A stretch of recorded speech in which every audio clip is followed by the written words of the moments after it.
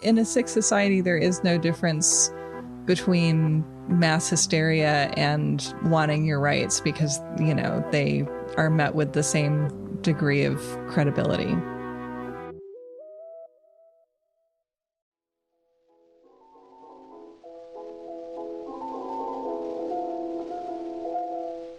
Once again, I am just dancing myself to death in spiritual ecstasy to be joined by Sarah Marshall, host of the podcasts You're Wrong About and You Are Good. If you haven't listened to part 1 of our series on Tarantism, definitely do that right now. For part 2 of our series, we're exploring the many theories behind this Southern Italian centuries-long dancing mania that began in the Middle Ages when the bites of a certain spider seemed to cause symptoms similar to that of a demonic possession. The only cure to the deadly bite was to dance to fast-paced music for hours or even days, with the dance itself seeming to become contagious, reoccurring every summer as if the venom stayed in the veins of the afflicted for a lifetime.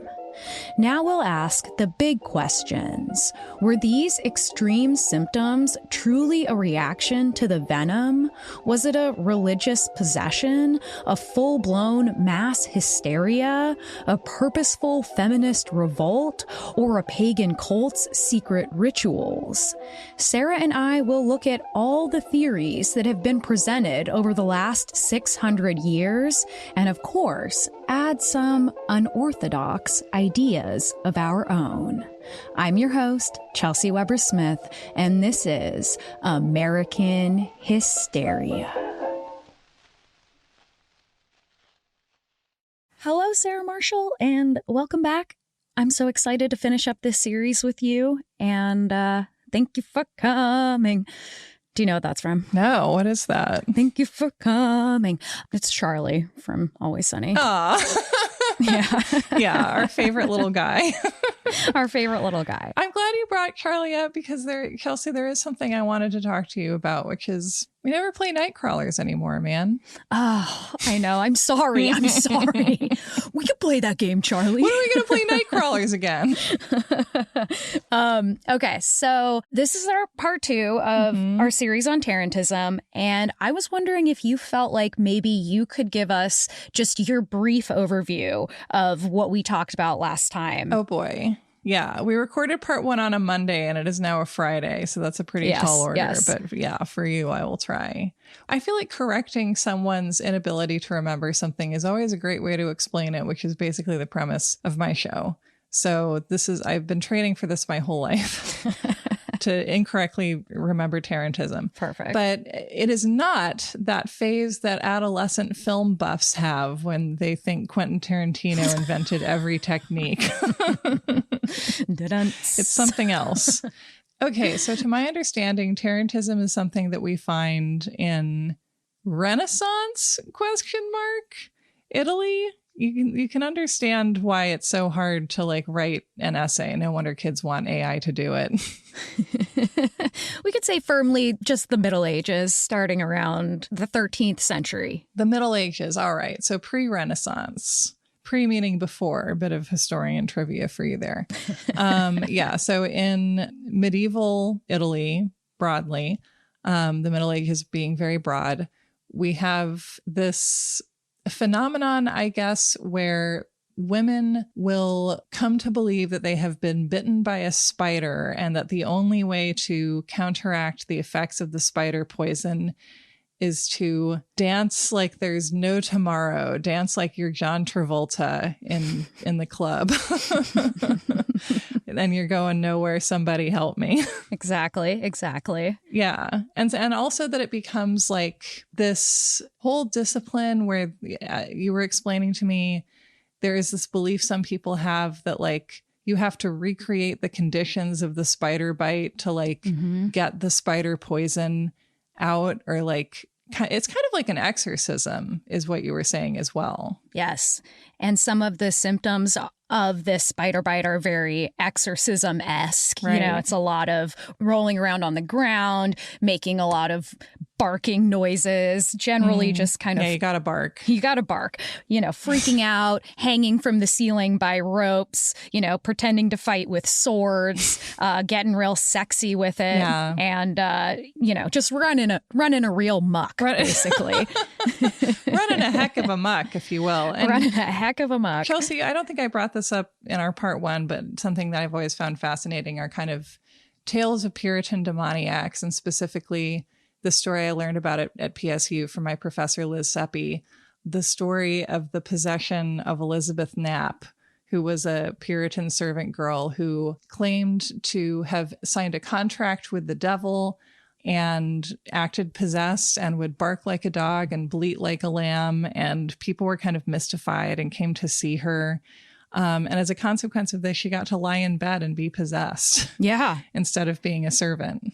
Well, and this story that you're telling, I feel like is going to definitely come back up in this episode, where we're talking about what are the theories behind why this phenomenon happened for centuries, right? Yeah. And so that's what, one of the comparisons that comes to mind for me. And, essentially that in that case, which is, Puritan Massachusetts, and in these stories you're telling me about, which are in Catholic ?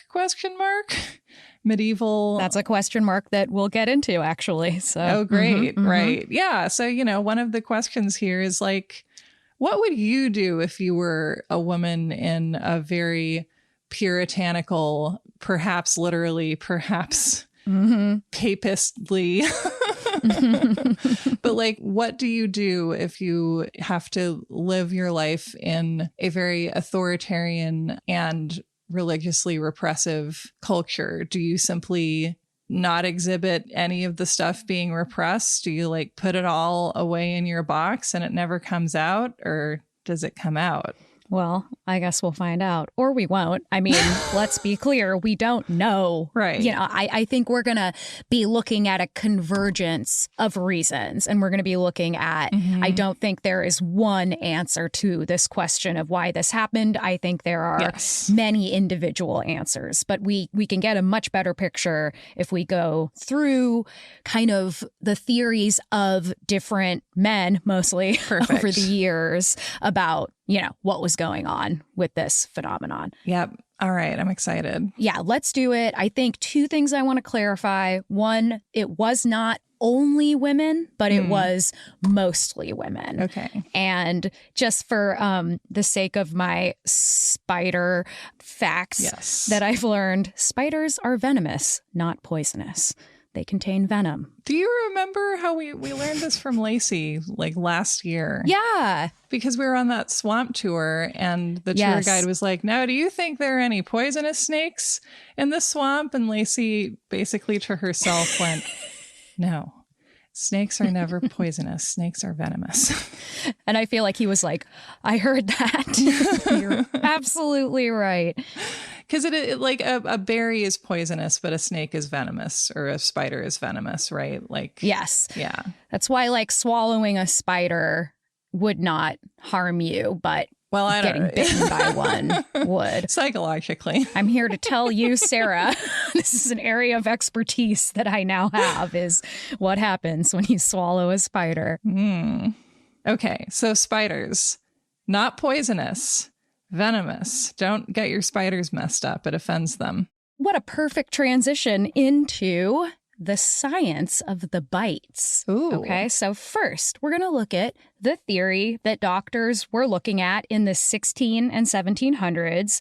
They wanted to first say, okay, we definitively know that it is not the bite of a spider that causes these symptoms, because, of course, the 1600s, it's already been around for centuries at this point. So they have for a long time believed, okay, that's the bite of the spider that's making all of these people dance, yell, scream, have all these physical symptoms, climb up altars, tear off their clothes, act sexually, and that the only way to cure it is a particular kind of music specific to the region, and dancing it the fuck off. So they started saying, all right, well, I don't know, that this seems like too odd, to fit into our early scientific method. They're like, we've believed this for several centuries, and it suddenly occurred to us that this is a bit weird. Yes, exactly. Yeah. So they decided, okay, we're going to do some experiments with these spiders to figure out if it's possible. So first of all, they were like, okay, this spider that they believed it to be, as we'll remember, there are two different spiders that it could be. And they started looking at the spider that obviously caused more physical symptoms in a person. So they started to look for these spiders in other areas of Europe, and they found them in lots of places. But this dance mania was still like hyper specific to this small region, which again, as a reminder, is like the heel of Italy's boot. So that, you know, they were like, okay, well, that's weird. That seems to be the first piece of evidence that there's something else going on. So they wanted to keep this going. So they actually tested a spider's bite on a rabbit.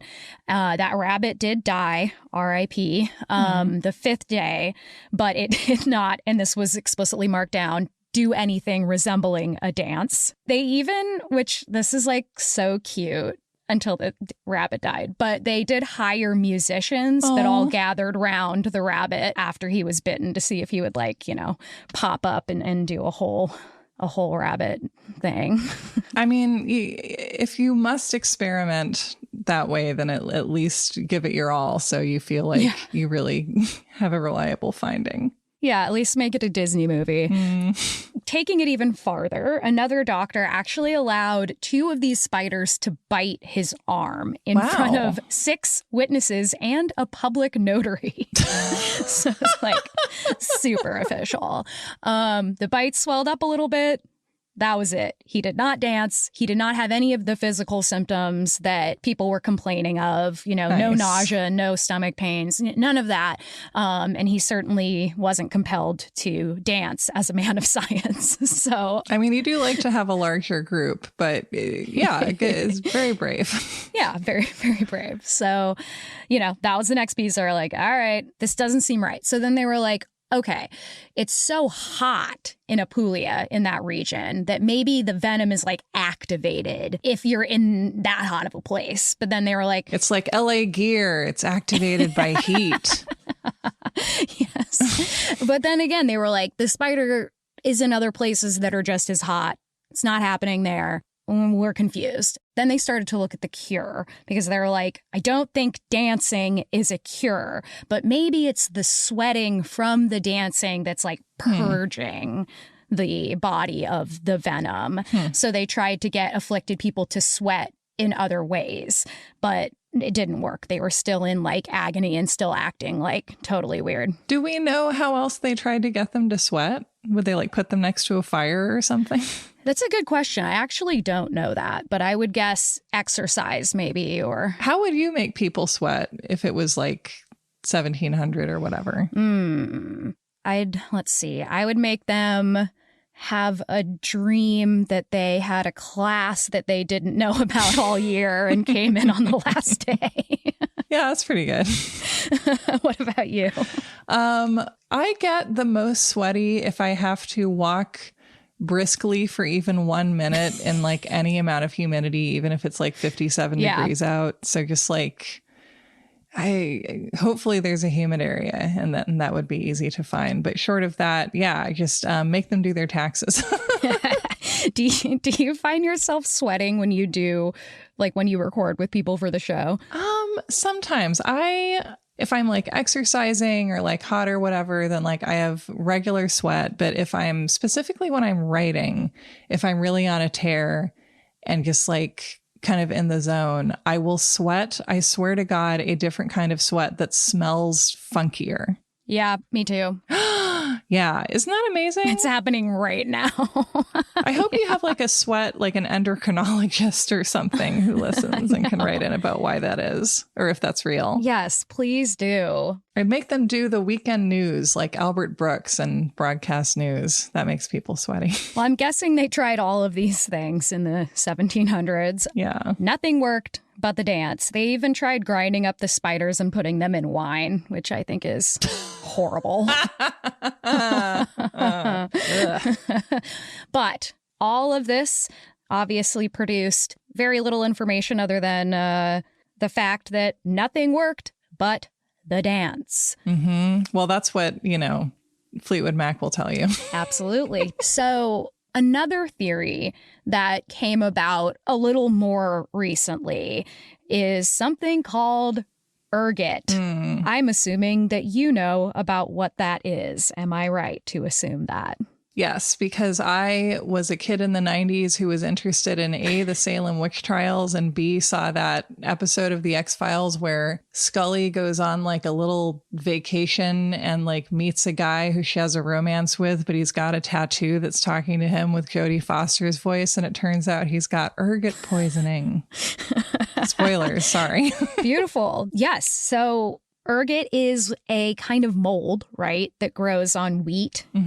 And it has been blamed by some for things like demonic possession or, the witch trials, like the way that the witches were acting. Some people believe that they were poisoned by, and we can't say poison this time, by, this mold. And I mean, I remember this theory.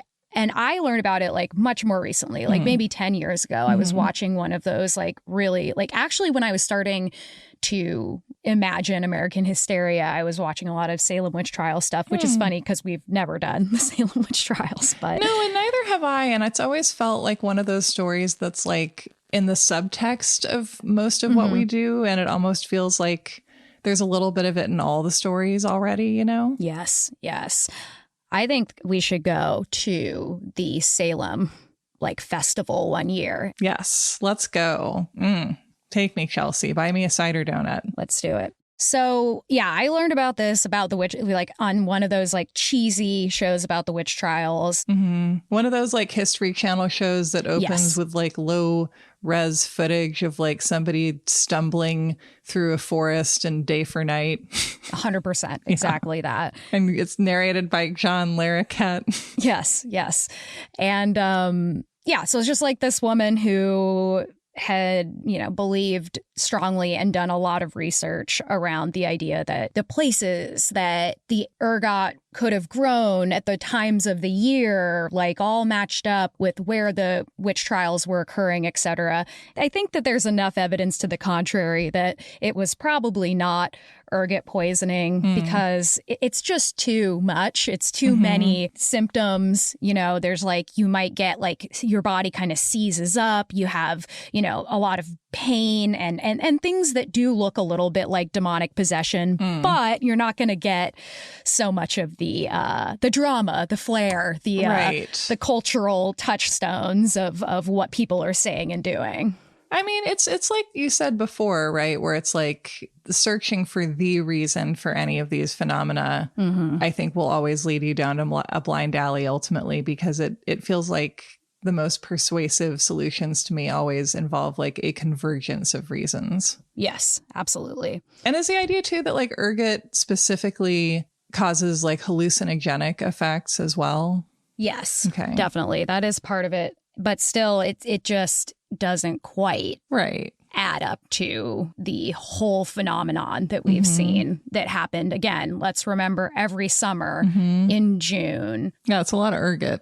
And you'd think these people would have figured out how to store grain at some point after several hundred years. You would think that.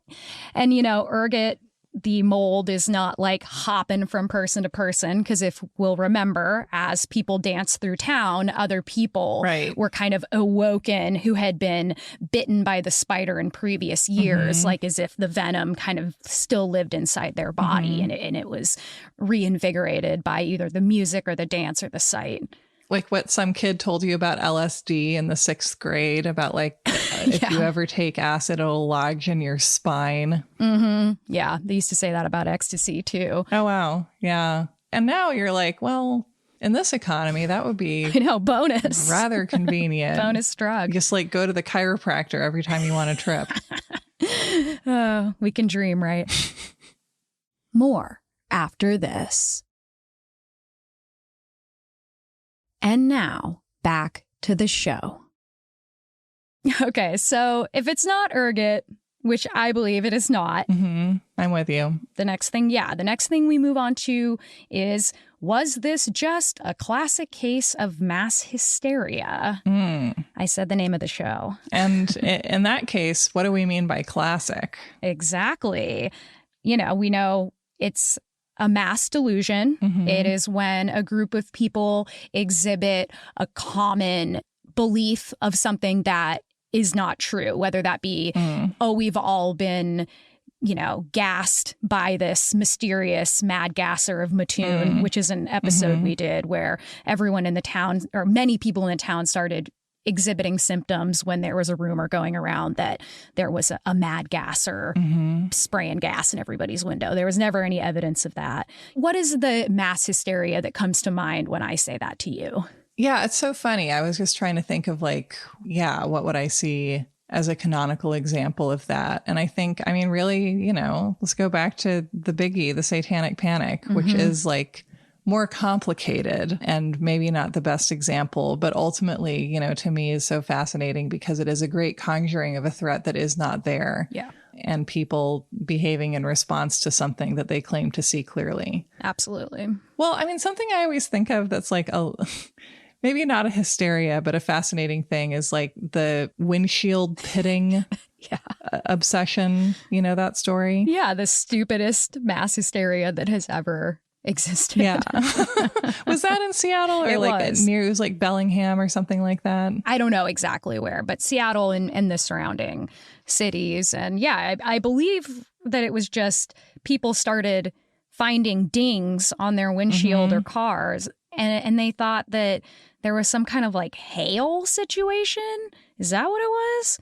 Or that something or someone was responsible, but it was this idea that oh my God, some entity is dinging our windshields. And really what it was a great, and I'm sure that there's a concise name for this, but it was a great example of the phenomenon where there are many things in your life that you just never really look at, right? Or you see them, but you don't really look at them. You don't observe them, to quote Sherlock Holmes. You see, but you don't observe. And then if someone is going around dinging windshields, then you'll look at your windshield and be like, honey, there's a ding. We got dinged, honey.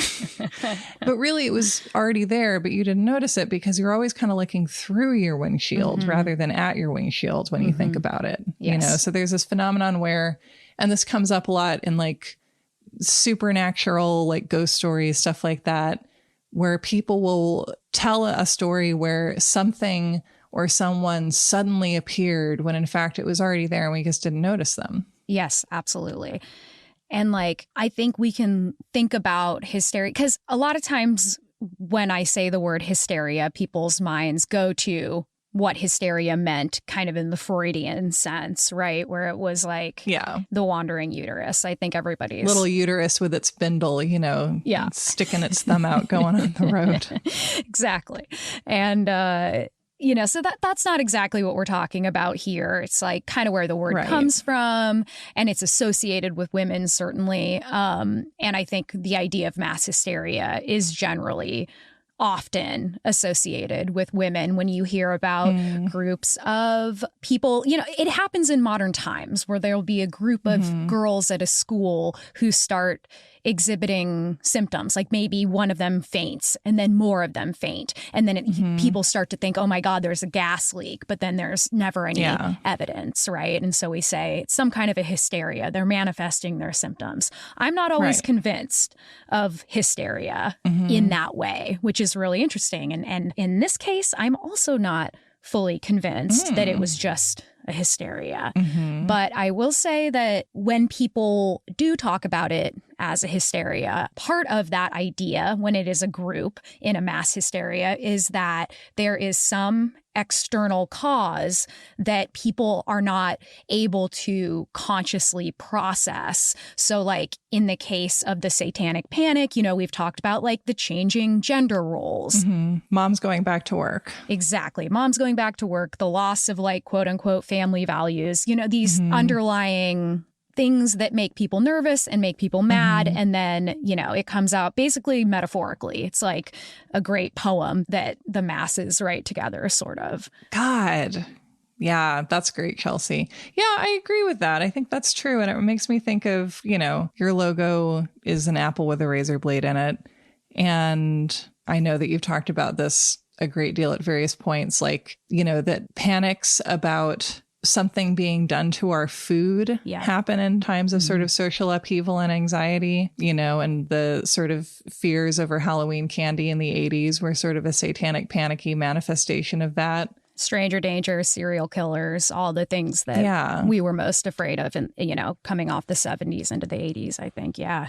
Right. It makes total sense to me that we feel the same thing now. And it's a whole other conversation, sort of why we're in the sort of the timing and the kind of cycle that we're in and why these seasons unfold the way that they do. But I think that maybe I realize that, like, I have this sort of sunny feeling when I think of the year 2000, which probably most Americans do, of like this age of innocence when we were like buying inflatable couches and, you know, thinking about George Clooney. Big fuzzy slippers, yeah. And then we had September 11th, and that was this traumatic event, I think, for everyone affected by it and people who witnessed it, that there was a sense of, you know, the United States as this untouchable fortress, which of course allowed us to pull all kinds of shit in terms of foreign affairs and colonization, and this feeling that the enemies were at the gate. But I think that like 9/11 itself was a lot less traumatic than what we then did with it geopolitically, and the wars that we started and the wars that we justified staying in, and the sort of, you know, loss of American civil liberties. Yes. And the sort of, you know, weaponization of fear by the Republican Party that certainly created the world that we're in today. But I wonder if, like, in the 2000s, we had this great externalized enemy in the form of the terrorists. Absolutely. That then, once we didn't have to kick around anymore, like Dick Nixon, that we then had to develop a domestic boogeyman. Yep. In the form of Tom Hanks. Yeah, I think you nailed it.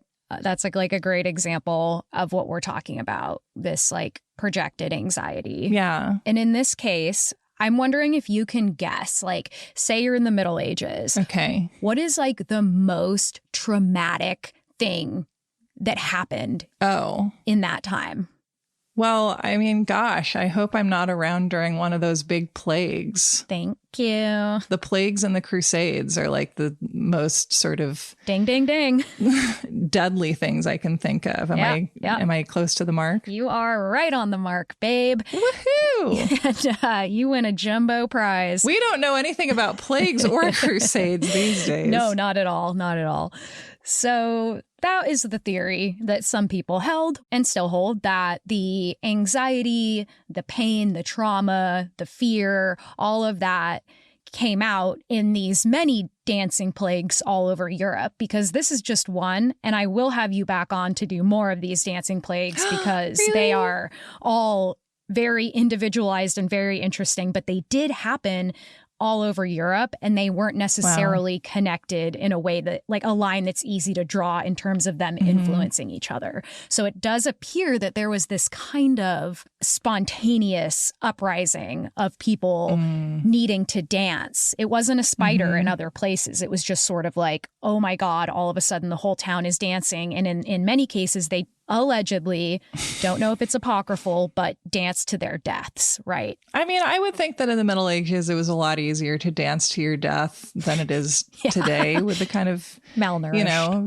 baseline health that at least some people are able to enjoy. Exactly. Yes. So that's, you know, it's an idea that you displace your fear of the plague and you put it on the spider, and you are able then to act out that fear. You know, you're able to writhe on the ground. You're able to, like, I love it. Yeah. Right. I believe it. Yeah. If you're so freaked out and you're not in a culture where you're allowed to kind of like go, you know, like just like run around and freak the fuck out, then, you know, maybe you get this excuse to act out your fear in kind of a metaphorical way. So that's the kind of hysteria theory of Tarantism. I'm so into that because I feel like don't you feel like we're inside of one of those moments now where, like, there is a need to do something, like something that really fascinates me and makes me think, you know, in terms of historical parallels, like about what the 1920s seem to have been like, which I know my idea of that is very cartoonish and informed mostly by Stephen Fry and Hugh Laurie as Jeeves and Wooster, but that it was like we had just had an epidemic and a world war, and that the cultural response, you know, for many people was like, let's drink gin and do the Charleston and like, you know, yes, just like party down. And I think we're in this moment right now of having recently experienced, I mean, we're still in a pandemic, right? But to have been in the height of one and the moment when sort of it broke into our consciousnesses and we had to learn how to deal with it. And we're in the phase where like, we don't want to think about it. We don't want to talk about it. We're just like, you know, that knowledge of what we have gone through and are still going through, I think is like emerging in our drives in ways that we don't realize. Are we just like memeing ourselves into mental health? Our memes are hysteria. Sometimes feels that way. I mean, why not? You know, like what was that whole thing with the Hawk Tua girl? Like, why did that happen? I blame the pandemic. Yes. I blame the pandemic too. All right. So now, Sarah, we're going to move into our section that posits that this was all about feminism. Oh, All right. Tell me more. Or something like it. So the kind of most comprehensive study on Tarantism was done by anthropologist Ernesto Di Martino in 1959. Because if you'll remember, Tarantism was still going on in 1959. And the story of Tarantism was still the same. Right. We have that lovely film of it. Yeah. It was like it happened the same. You know, there were changes. As, you know, we'll remember the Catholic Church eventually was able to kind of infiltrate Tarantism and pop St. Paul in there and kind of be like, St. Paul is the savior of the spider people, and, you know, made it a little bit more about them. So by 1959. St. Paul is Spider-Man, you guys. Big news. Yeah, makes perfect sense when you think about it. I think it does. So this man went there and he wanted to do like a little bit more of a, you know, a cultural anthropology, psychology, what's really going on here. And I think he did a pretty decent job for a man in 1959 of like looking through a feminist lens. And at the least, he did recognize like the conditions that existed that might have like led these people with Tarantism to act the way that they did, which a majority of them were women. Yeah. What did he find out? He found out, at least in the case of like the people that he met, that most of the people who were afflicted were specifically women that had gone through abuse or had been forced to marry someone that they didn't want to marry, widows, or women who were in some way like more profoundly oppressed than those who did not experience Tarantism in the summer. Happy people don't get Tarantism. They just don't. No. Why would they need to? Yeah. Huh. And he wasn't the only one to notice this. Like over the years, other people, other men who were studying this did notice that women were going through something really stressful at the time that the bite first appeared. A lot of times they were going through puberty. They were, you know, younger women, which of course has connections to both exorcism and spiritualism, seeing poltergeists. We, you know, I think we've covered at length, like puberty is intrinsically connected somehow to the paranormal, whether it be real or fake. Well, and you know, I feel like people, you know, one of the most used sort of general sayings is sort of the veil is thin sometimes, you know, and the idea of, you know, the veil between the corporeal and the spiritual, but also when you're an adolescent, you are in one of those like thin veil times, but between two corporealities. Absolutely. Absolutely. And they also found that, you know, again, women were in unhappy marriages or marriages they were forced into, or oftentimes in like unrequited love situations. So they had like been denied a marriage that they wanted, or the person that they loved had died, or something like that created like a grief and a longing. Yeah. And I don't know about you, but I definitely, when I was growing up as a teenager, I was like mad in love with my best friend. And you know, it was like, I definitely had a lot of, you know, deep pain around that and the fear of you know, being queer and knowing what that meant in the Bushian years. But I definitely have had I had a lot of paranormal experiences at that time. Like it just felt like I had so many feelings that it just started to, like, I don't know, it started to come back to me in again, like these kind of metaphors of ghosts and the like. And I was wondering, did you have any paranormal type experiences when you were that age? Or did you ever have paranormal experiences? I know that's a big question. I don't feel like I've had paranormal experiences, which is very frustrating because I would like to. Oh, we'll get you one, babe. You just hang out with me long enough. Ghosts will not leave me alone. And yet here I am debunking them. I think my side of that is that when I was kind of a teenager and feeling unrequited love, one of the ways that I dealt with that was just by, like, you know, going to college parties and dancing. Yeah. And like being sort of in a sort of ecstatic, like, dance experience, especially like in a crowded room with a lot of other people. Well, look at that. I feel like we live in a culture today where, like, there's unless, you know, you're living in a very repressive subculture, which, to be fair, there are plenty of them to go around. But like generally, like in mainstream American culture, like, even if you're very conservative, like, you probably would understand the need to, like, go to a Brad Paisley concert and, like, you know, cut a rug. Absolutely. Right. That, like, there's a general understanding that we have today that, like, people need dancing or we will surely die. And that's true. I mean, obviously, this connects perfectly to what we're talking about. And it connects to pretty much every time period and every culture is, you know, there is this kind of ecstatic dance as part of a culture, even if we aren't thinking of it as that type of expression. It's like, it's there, it's everywhere. We have rituals. Well, and also, you know, this might be too just, you know, tangential, but like, we went to a wedding recently. We did. And there was, like, to me, this kind of lovely thing of, like, all the songs were good, but sometimes there would be like 2 or 3 songs in a row that were more recent.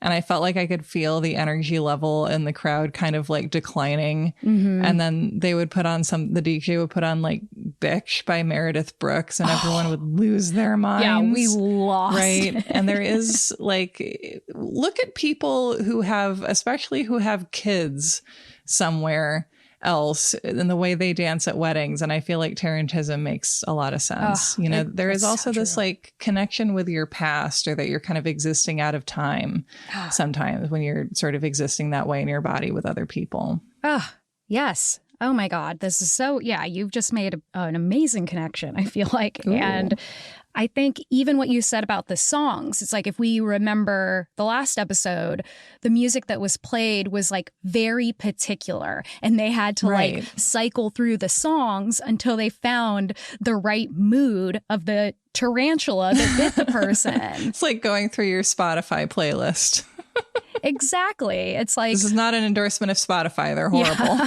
It's like, my spider is sad, put on Conor Oberst. Or my spider is like stoked, like, let's go full Kesha right now. My spider wants to listen to Groove is in the Heart again. Exactly. So I mean, like, I feel like this is like a totally perfect connection. And the idea that these songs repeated again and again, like the same words. Yeah. Like, one of them was, "Where did the spider bite you? Under the hem of my dress," which is like, I could totally see that being like a bop, you know, and like the chorus is just repeating, and everyone's like, "One more time" with the chorus. And it's like, oh, I love it. So true. Running in the shadows. More after this. And now back to the show. Like we kind of been talking about, Ernesto DiMartino thought that women were acting out their suffering, their repressed feelings in these dances. God, I am shocked that a man thought of that in 1959. I know. We got to hand it to him. He said some other dumb shit, but we'll give him that. But, you know, I don't think Freud ever thought of that. Maybe he did. If he did, then please let me know. Yeah, please let us know what Freud thought. I don't mind handing it to Freud. I've never heard of him having that exact thought. No, I don't think so. But he basically thought that like they were doing this, whether consciously or unconsciously, to find like community and solidarity and the attention toward their emotions that they would not have been able to get ever otherwise in this repressive culture. And then he also thought that the symptoms were imitated by people who were witnessing what was happening and wanted to be a part of it. So I think that makes sense. But here's a quote from him. He says, with this excuse of the tarantula, what others would have considered filthy and immodest acts became for them a remedy. The tarantate, which is one way to, make them a noun, the tarantate, the women bitten by the tarantula, simulated the symptoms of the bite to give vent to their passions, staging the so-called, here we go, carne violetto. Here we go. Where's Miranda? Carne violetto delle donne, which translates to women's little carnival.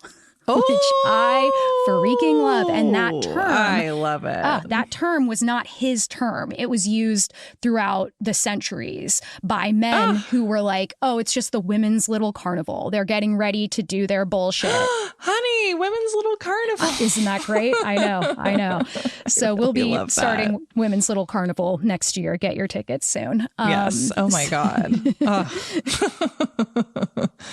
Maybe think of Joey Tribbiani going, hey, Rachel, how little is this carnival? Joey and Genesis, day of fun. So, yes, over the years, there had been many men, especially obviously, who were like, that's just what they do every year. They're just doing this so that they can act out and they can do these like things that they wouldn't have otherwise been able to do, especially like the sex stuff. But if we'll remember, it wasn't until much later in this Tarantism tradition that Catholicism came to kind of make these things extra sinful. Okay, yeah, interesting. But we'll get into that in a second. So another quote from DiMartino, he's talking about this woman that he's studying named Evelina, and he says, her story is reminiscent of many others, mainly women, who were struck by traumatic events, harsh living conditions, socially and sexually repressive roles, and unspoken judgments, who exploded emotionally, venting their anger and desires in ritualized forms, so as to often temporarily reinstate a sense of integrity, wholeness, soundness in the face of everyday life. So there you go, right? It's I like love it. What we're talking about. Yeah. Well, and I feel like this kind of, I love it when somebody is able to verbalize this kind of explanation in a way that doesn't further pathologize. Well, I don't know, maybe pathologize is fine if you're talking about someone's pathology, but that doesn't sort of frame it in a way that's like, what a crazy bitch. Because it's like, if you just think of it, in terms of like, what you need to get from attention and care and in terms of like calories, then it's like there's no arguing with it. Like the psyche's going to figure out a way to get it somehow or it will collapse. Yeah, I think. Yes, absolutely. Another researcher, his name was Franco Signore, and he claimed that he discovered evidence through like speaking with women that in this specific area, Lecce, women actually used this possession by the tarantula, quote unquote, to dance until they induced miscarriage. I mean, look, if it were that easy, then more people would do that. But it is, It's hard, but it is possible. Yeah. I did look it up and it is possible, like with extreme vigorous exercise, like maybe dancing for several days, you might be able to. And again, if you're already like malnourished, Well, I'm sure we're going to see more of that in the news. Yeah, I'm sure will as our empire crumbles. But yeah, so there is this question of, was there something else going on here that was a secret between women and between people who were, quote unquote, bitten by this tarantula. So now we're going to go into my personal favorite theory, and I don't think it'll shock you that this is my favorite, but it all has to do with a clash between paganism and Catholicism. Okay, tell me. Yeah, I'm like rubbing my hands together because I'm so excited. So if we go all the way back to the roots of Tarantism, again, nothing to do with Christianity, which is strange because it started 1,000 years after the Roman Empire converted from paganism to Catholicism. So it's like you would think that it would have soaked already into Apulia, this area of Italy. But because of where it was located and the geopolitics of the time, which are boring and I won't get into, it's like really unique and was actually for a long time under control of ancient Greece. And because it was so remote, which we did talk about a little bit in the last episode, Christianity took a really long time to reach them, and like even a lot longer to have anyone accept it as a primary religion. And it just faced a ton of resistance from these like really tight-knit communities that were steeped in these more mystic traditions. That's so interesting. So for hundreds of years in this area, there was, what we call the cult of Dionysus. What do you know about Dionysus? Ooh, I know probably mostly from The Secret History. Shout it out. By Donna Tartt, that Dionysus was the god of wine and partying, and that his daughter was Amethyst, and Amethyst is purple because he got wine on her or something. That might be wrong. God of parties. Confident in that one. I don't know. Sounds good to me. Yeah. He might live in the same cul-de-sac as Pan or something, too. Yeah. They party. Basically what you said is right. Dionysus is like the god of wine, partying, getting like ecstatic, kind of the stuff we've talked about. Yeah. And at the time in this area, there was what we refer to as the cult of Dionysus. And these cults were all over wherever, Greek mythology touched. So Apulia, this area actually was one of the early centers of the cult of Dionysus. And the rituals that they practiced, like we'll see, are like really similar to the way that Tarantism was acted out. Like in their case, they were trying to reach this ecstatic spiritual state through their own like decadence, through consuming a ton of wine, through sex, through all the ways you would think to get to an ecstatic state. Yeah, I guess like the Rolling Stones. Exactly. But, the way you get to an ecstatic state without the yoke of Christianity. Yeah. So, yeah, as I said, they get really drunk. They dress in bright colors. If we remember, Tarantism, part of it was they would demand and want to wear bright colors.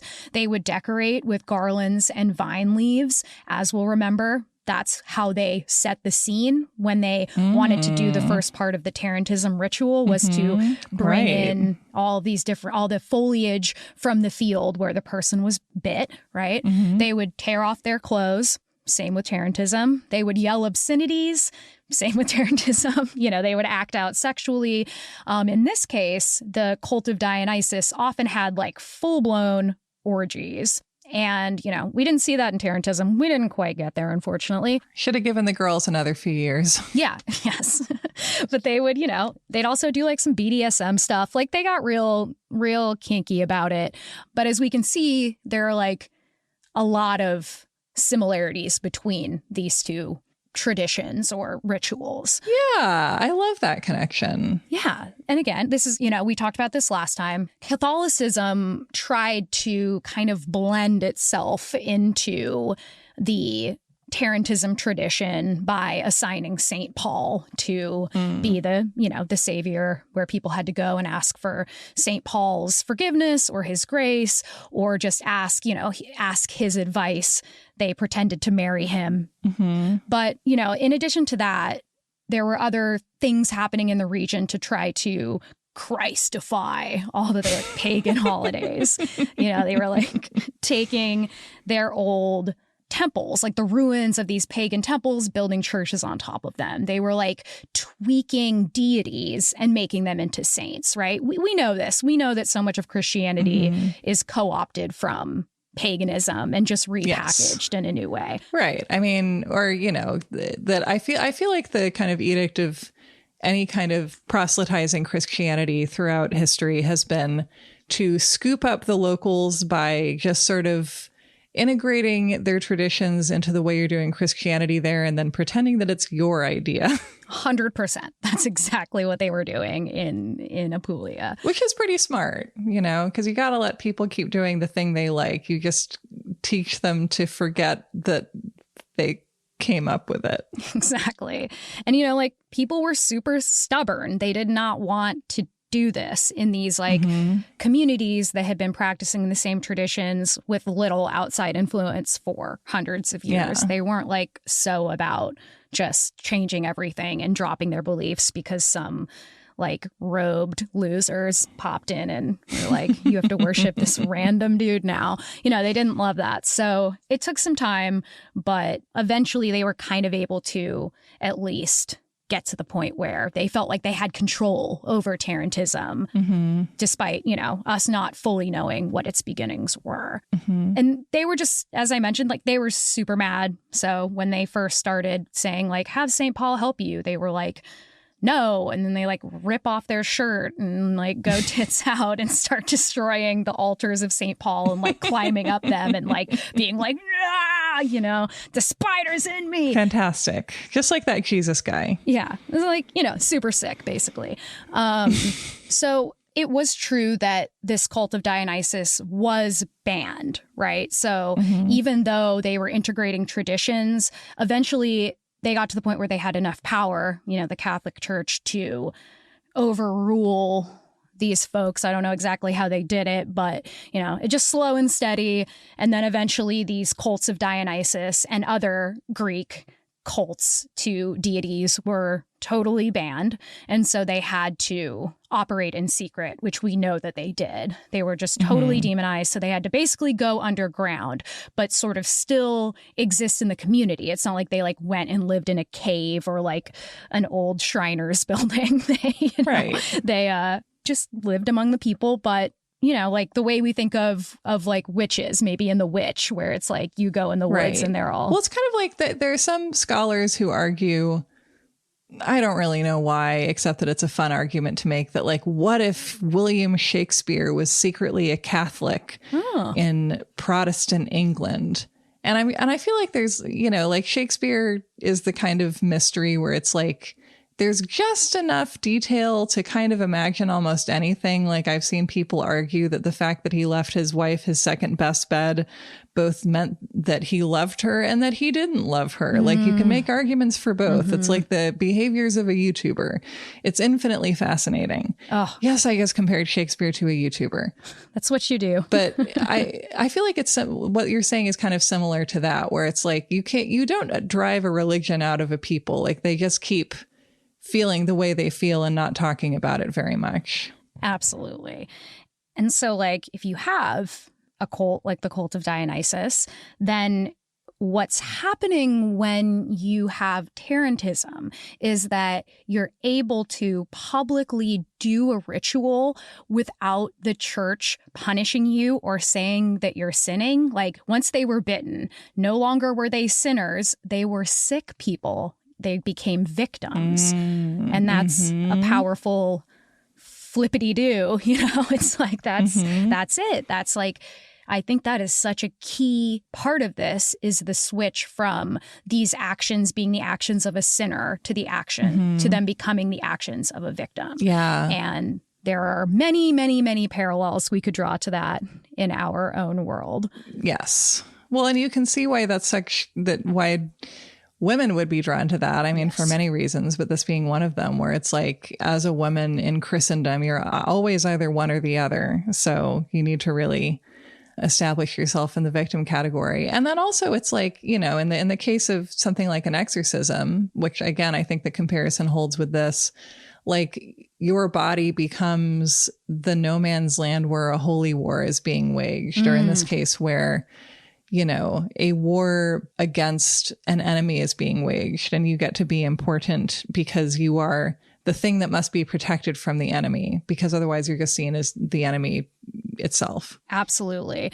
And I mean, I think, a lot of these cults were very woman-centered. I mean, a similar cult to the cult of Dionysus that was also operating in Apulia, the women were referred to as Maenads, and that word meant mad or demented, which is, again, like, come to our carnival of women, all ye Maenads. And I think if we get even more like symbolic with it, the spider and the serpent, which the serpent was kind of the center of the Dionysus cult, but the spider as well, they're both like these sexual symbols, which, the snake is obvious, but the spider had this symbolism attached to it that was like the memory of a matriarchy, and this idea that the spider could like win over invaders who brought these like new gods to them, which is like a little confusing, but the spider was to them a symbol of the power of womanhood and the idea that like women could become in power or could have power again, which is pretty cool. I mean, yeah, and look at spiders. They're pretty powerful. Yeah, I mean, come on, right? They're in all our psyches. So the Maenads were like pretty similar to the cult of Dionysus in their rituals. They did a lot of falling to the ground, writhing around, getting that like euphoria, dancing, shouting, jumping, running. They were thought to be possessed by a deity. They could apparently have like unusual strength, and they could like tear people and animals to pieces.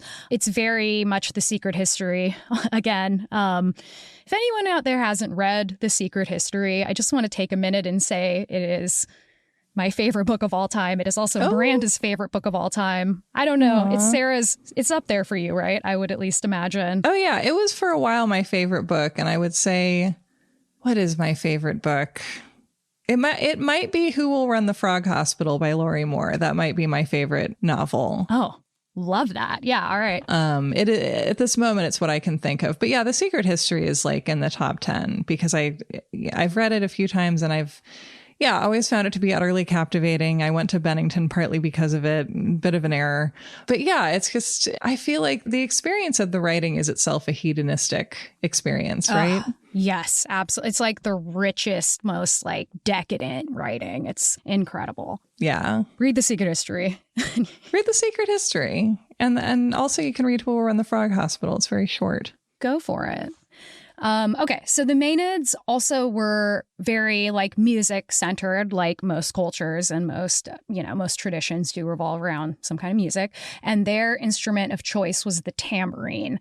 And that relationship lasted for like 4,000 years. It was like a very important instrument in the Tarantism bands. And there is evidence to say that for a long, long time, the tambourine players were women. And so the women were keeping the beat of these songs. They were like the backbone of the music as well. And then eventually Catholicism kind of stripped away the ability for women to play percussion. Like starting in the 4th century in Rome, it was like women were just like not allowed to play percussion. But again, we're in Apulia, and it took a long, long time for that to get to where Tarantism was centered at. So fast forward again to 1959, when DiMartino's team was embedded with these women who had Tarantism. There was someone on his team named Annabella Rossi, and she got like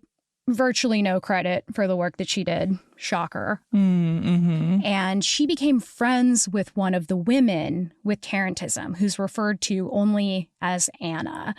And they started to write each other letters, and Annabella found that Anna trusted her in a way that she didn't trust DiMartino because, I think that's obvious. We know why a woman is going to trust and tell more information to a woman who automatically feels safer than a man. So for years, they wrote each other letters, and these letters were published. But Sarah, I cannot get them in English, and I cannot get the book in a format that I can translate, because you better believe I was ready to just plug it into Google Translate paragraph by paragraph. But I was not able to do that. And I'm like really bummed, because these published letters were like really rejected by these like experts in Tarantism. I don't know about DiMartino. All right, Italian speakers, this is your moment. I was going to say, if you can get me that, because I want it. I want it so bad. And here's another reason why. You deserve it. It was like rejected by like the men who were working on these studies, because they said that Annabella had institutional power over Anna, and these letters couldn't be trusted, because one of the reasons was that it was really clear that Anna, who was much older and had had Tarantism for decades, developed a kind of crush on Annabella. And there was like a romantic side to it, at least on Anna's side, the person with Tarantism. So they kind of rejected these letters altogether, because, you know, there was obviously issues if you're going like for a strict scientific method, but, you know, that's not always how you're going to learn. But the people deserve to know.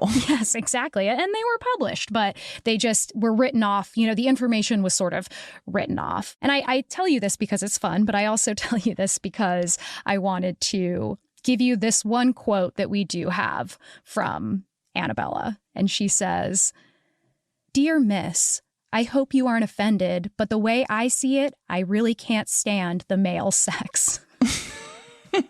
So, you know, I think that we can still see that there is a sense in people with Tarantism, or at least this person with Tarantism, that whether she's conscious of it or not, there is an acting out in favor of women's liberation, essentially. Yeah. Right. And then it's like, it feels like this grand illusion, really, that it's like you get to look like the hysterics, but really you're allowing men to see something that isn't there because they see you as a patient, when really, you know, you are engaging in this subversive activity that is allowed to become socially acceptable because of how the broader culture views it. Absolutely. After this, after DiMartino's study, like by the 60s, Tarantism basically dies out. And one of the reasons is that the church that we mentioned in the first episode, where everyone went when they had Tarantism to pray to St. Paul, this church was apparently like consecrated by St. Paul, and thus, you know, a place where people could go and drink the water and be healed. And the government closes this church and says that the well water, the magic well water, is now contaminated. But many people believe that it was like just to stop the carnival of women. Like they were finally like, we're done with this. It's over. Like we have fully taken over your culture and we don't have to do this anymore. Carnival sounds like the collective noun for women. A whole carnival of women showed up right as I was closing. Oh, I wish. Let's get that started. Yeah. And like now, all the musicians, for the most part, who play the tarantella, which is the folk dance that has come out of this tradition, are men. It's like almost exclusively studied by men. And the tarantella, you've probably heard of, many people have. It turned into more of a couple's folk dance over the years. And it's kind of like unrecognizable now, except for the music is similar. And I think I know it because it's referenced in That's Amore. Exactly, it is. And they're referencing this folk dance that did come out of this tradition. And even now, like there is no longer true Tarantism, but there is like, which I want to go to. We should go one year. This month-long festival. It takes place in 15 towns in southern Italy. And it's like grand finale will draw like 100,000 people to dance to this music and like eat traditional foods and party down. And again, it's not so recognizable as Tarantism, but it does live on in the folk tradition in just like a totally different form. Yeah. Yeah. I want to eat some traditional foods with you. Yeah. Let's do it, baby. But before we end. A gay tarantella. Love that. Huh? I have to share with you some shit I discovered on newspapers.com, my favorite website. Okay. We're hopping over there. One day they're going to send me my racing jacket with their insignia on the back. They have to put us in an ad. I know. I do free advertising for them virtually every episode. And I love it. And I do it again. Best $20 a month I've ever spent. Truly. Yeah. So let's travel to England in March of 1912. All right. So we're leaving Italy. Cheerio. We're popping over to my homeland and entering London's West End. Beautiful. Where the beginning of suffrage as we know it is really starting to take hold. So in March of 1912, 150 women smashed a bunch of windows simultaneously in different parts of the city as an organized protest to show that the government cared more about broken windows than women, because they knew the outrage would be huge, but there was no outrage about any of the issues around women that they were trying to bring up. Fantastic. Right? So at this time, they are working to get the right to vote. And let's talk about how the newspapers covered this event. All right. I'm going to read you some quotes. Vote, fight, a disease? Abolition of shrieking sisterhood evidences epidemic of Tarantism, disorder of the Middle Ages, affirms noted English scientist. Suffragettes' name now is tarantulas. Ooh. Dr. A.E. Shipley declares militant women show evidences of revival of curious mental affection widespread in Europe 400 years ago. That makes sense. Because why else would they want to vote? I know. Other than if they had Tarantism. Yeah, because I don't know. It goes to all of your previous points that it's like in a sick society, there is no difference between mass hysteria and wanting your rights because, you know, they are met with the same degree of credibility. Absolutely. So it continues. An English doctor has come forward with his theory that the madness for the ballot, so long rampant in English womankind, is a nervous disease. The danger is not that these unlovely characters exist, but that they are now being manufactured in enormous numbers. Instead of being taught self-control and learning the satisfaction of good work well done, our daughters are being shown the worser way. They are being coaxed and drawn and even driven into the whirlwind of movement, of which illegitimate and lawless excitement is the essence, and in which credit is obtained only by screaming and scratching and wanton destruction. They are sacrificing their physical and moral womanhood on the sorry shrine of a ballot box. Yeah, it is very exciting to be institutionalized and force-fed and so on. The article continues. In more severe cases, there were howlings, screamings, and jumpings, and the patients affected, although they had not complete control over their understandings, were sufficiently composed to obey directions they had received. One of the most common habits of the poor woman who suffers with it is the monotonous and rhythmical utterance of some word or short phrase like votes for women. Oh my God. They're like, well, they say they're protesting, but I really think it's Tarantism. These stories were literally printed all over the country. Like this was a serious thing that this doctor was saying, and that was being, you know, like not a few people read these. Like a lot of people read this theory of this man. It's not that it necessarily went anywhere, but it was like a moment in London where they were like, I think that there's a dancing plague right now of these intolerable women. Well, and that makes total sense to me, right? Because it's like, it's such an appealing argument. It's like, don't worry, they don't have a point. They're sick. Yeah. And they're contagious. I mean, it's like 28 days later, really. And Cillian Murphy sleeps through it all. Was he in that? Yeah. Yeah, of course. And like, I feel like it's interesting too, because it's almost like, and I haven't thought about this until now, so we'll see if it ends up making sense when it comes out of my mouth. But when we were talking about these potential Dionysian cults, we had like the desire or the need to become a victim so that you could act these things out. And now it's kind of the opposite in this case, where it's like you don't want to be a victim, but they're making you a victim in order to continue to say you have no legitimacy in the actions that you're taking. I think that's pretty interesting.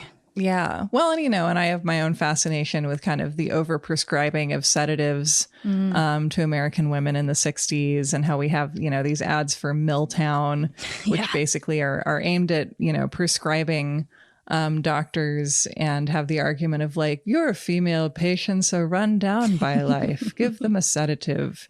That'll fix it. And kind of like naming the problems of like, there's one ad that I think basically summarizes the feminine mystique, and then is like, but, here's a pill for that. Yeah. Yeah. And, nothing against sedatives, but this was, of course not. This movement within the medical field at the time to very aggressively, kind of similar to the playbook that was then later used for opioids, any kind of rustle of discontent for women was to be solved through prescribing sedatives or barbiturates later on, or benzos. Yeah. And it's like, if you're going to have a sedative, make it on your terms. Yeah. Yeah. And, that again, it's like, if an oppressed demographic is exhibiting similar symptoms, then like, yeah, maybe it's something that could be treated as like a medical problem or a sickness, or maybe maybe the problem is you. Absolutely.